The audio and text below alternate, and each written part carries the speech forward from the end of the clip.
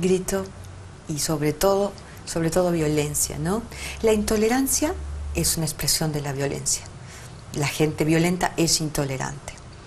¿Cuánta intolerancia enfrentas? ¿Cuánta intolerancia sufres? Muchísima, muchísima. Pero hay una frase muy bonita de José Martí, nuestro héroe nacional, que dice honrar, honra. O sea, cuando uno elogia y honra a otra persona, algo de eso salpica sobre uno mismo, ¿no? Y yo le he agregado a esa frase tan bonita mi propia frase personal, dice insultar, insulta. Entonces sí, he recibido todo tipo de campañas de difamación, de insultos, pero cada persona, cada grupo político que ha hecho eso contra mí, de alguna manera se ha salpicado mucho con ese insulto, porque yo soy una persona del argumento, yo soy una persona tendiente al diálogo, a sentarme a conversar con cualquiera, soy una persona que está buscando una solución para su país. Y entonces cuando a esa actitud, a ese talante, lo que uno ve es que se le antepone ofensas personales, ataques del tipo de si tengo la nariz así o el pelo asado, eso de verdad que termina poniendo muy en entredicho a la persona que emite ese tipo de improperios, ¿no? Claro. O que te convierten en prácticamente una prostituta por no ser comunista.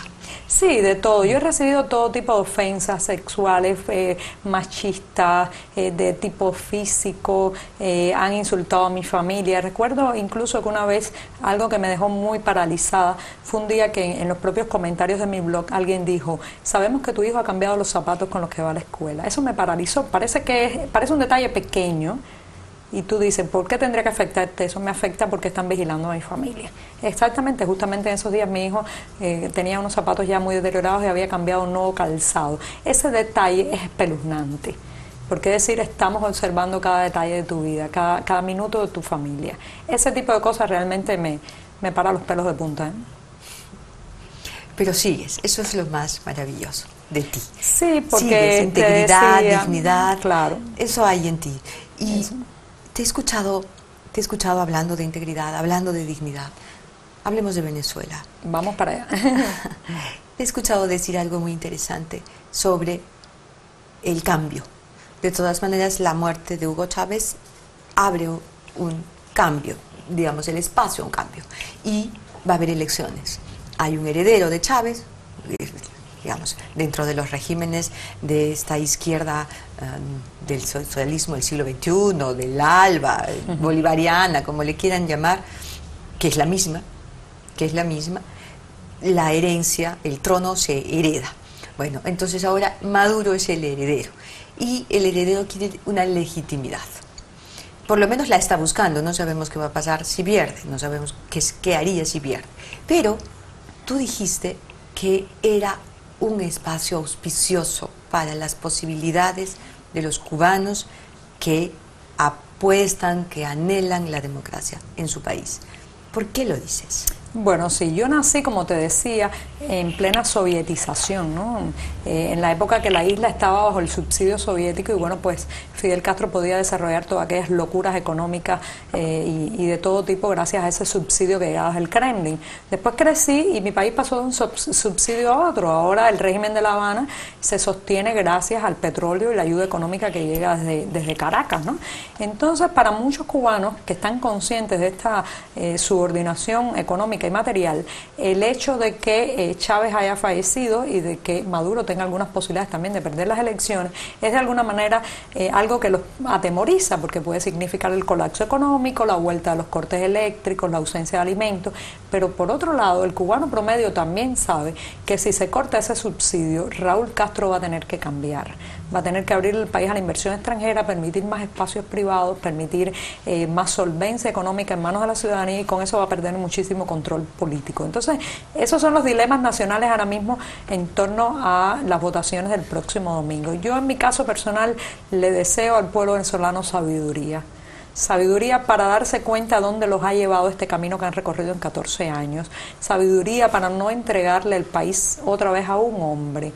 Latinoamérica ha sido demasiado traicionada por estos caudillos que creen interpretar los pensamientos de sus pueblos. Entonces, no vuelvan a cometer el mismo error.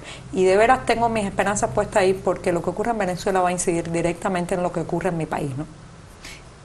Los venezolanos chavistas, el gobierno chavista, ha creado un espacio enorme para que médicos cubanos lleguen a Venezuela. ¿Estos médicos cubanos solo son médicos cubanos o en gran parte o en un buen porcentaje son agentes también del G2?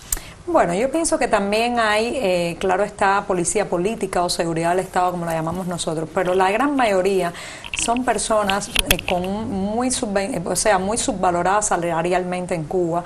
En Cuba tenemos buenos especialistas que cuando analizan los sueldos que reciben te da una lástima tremenda. Un neurocirujano en Cuba puede estar ganando $30 al mes.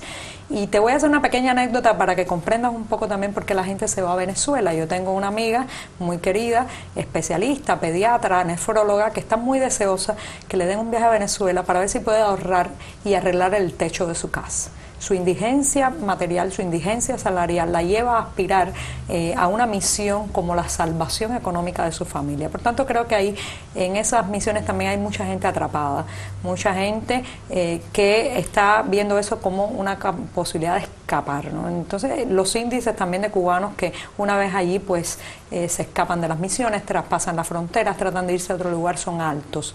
No los vería a todos como policías políticos, son víctimas también en parte, ¿eh? Ahora, tu blog se llama Generación Y y la Generación Y tiene pues un margen. ¿Qué pasa con los cubanos que tienen más de 40 años? ¿Qué pasa con los cubanos que tienen 50 años? Pues hay mucho ¿Están miedo. condenados? Sí, mucho miedo al cambio en esa generación. Es la generación de mis padres. La generación de mis padres que fue la que ayudó de alguna manera a construir el modelo, la jaula dentro de la que vivimos ahora, y entregaron sus mejores años de vida, su juventud a los trabajos voluntarios. Era la época en que constantemente los llamaban a movilizaciones militares por una supuesta invasión que nunca llegaba.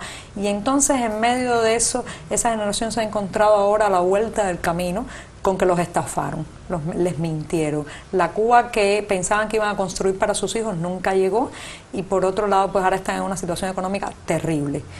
Basta caminar las calles de La Habana para ver personas de más de 60 años vendiendo, por ejemplo, cigarros al menudeo, vendiendo mercancía del mercado informal para poder sobrevivir y llegar a fin de mes. Y sin embargo tienen miedo al cambio porque no saben vivir de otra manera. Creen que si se acaba el paternalismo estatal, si entramos a una sociedad pues más competitiva, más libre económicamente, ellos van a quedar muy apartados. Tienen temor y el castrismo les fomenta ese temor para convertirlos en una fuerza inmovilista, ¿no? Cuestionan el dinero con el que has hecho este viaje. Y por ejemplo, el grupete de gentes que han publicado este aviso en el Diario de la República, que es un aviso realmente repugnante, dicen que tú vives a costa del imperio norteamericano. Siempre el imperio, ¿eh? El imperio es como un origen de personaje, todo. el imperio, sí. Bueno, mira, es muy interesante porque esa pregunta me la hacen a donde quiera que voy y es una de esas preguntas que se convierte en matrices de opinión que son creadas evidentemente en los laboratorios de la seguridad del Estado, en los laboratorios cubanos. Es curioso porque ahora mismo Mariela Castro, la hija del presidente cubano, está en Brasil y parece que nadie le pregunta con qué dinero ha viajado. Esa pregunta nada más nos los hacen a los civilistas, a las personas de la sociedad civil cubana. En el caso mío, pues tengo la enorme gratificación de que mi dinero no sale de las arcas nacionales, como sí estoy segura que sale el viaje de Mariela Castro y de tantos otros funcionarios que viajan con el dinero de la ciudadanía cubana, sino que en mi caso, pues, gracias a la solidaridad de mucha gente. No hay ningún gobierno detrás, no hay ningún imperio, no está el Pentágono. Esos son cuentos infantiles con que nos dormían en los años 60. Crezcamos, seamos un poquito adultos y miremos las evidencias. Me fui a Brasil con una colecta que hicieron bloggers a través de internet, centavo a centavo, en una página transparente y pública, donde incluso quienes hacen esa pregunta hubieran podido colaborar y así pues el viaje hubiera sido mucho mejor, ¿no? Y en cada lugar que he estado invitada por una institución académica, por Amnistía Internacional, estuve en Europa, aquí estoy en Perú por un grupo de amigos a los que ayudé a conocer La Habana varios años antes cuando me desempeñaba como guía de la ciudad.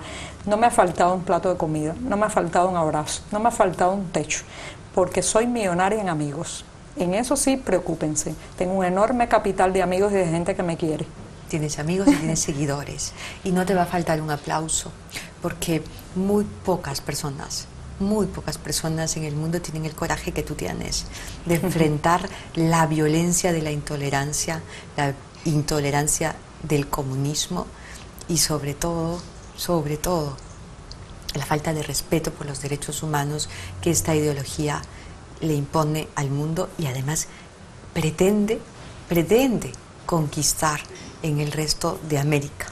Para eso hay gente como tú y lo que tienes aquí, por lo menos en este canal, y estoy segura en todo el público que está viendo esta entrevista y que está sintiendo admiración, la admiración que nosotros sentimos por ti, eso no te va a faltar, el aplauso y el reconocimiento. Muchísimas gracias. Gracias, Joanny. Gracias a ti, Cecilia, por este espacio. Y de verdad, ojalá que la próxima vez que filmemos sea en La Habana, en una Habana libre también, ¿eh? Voy a estar encantada, voy a estar encantada. Es una de las ilusiones, te juro, es una de las ilusiones que albergamos. Bueno, gracias, ¿eh? Muchas gracias a ti. Vamos a la pausa, vamos a volver con Fernando Castillo, él es director de Gestión Social del Ministerio de Energía y Minas. Hay mucho que hablar, porque la posibilidad de reducir la pobreza en las regiones más tristes, más pobres de nuestro país, está precisamente en esa administración y en manos de estos funcionarios. Volvemos.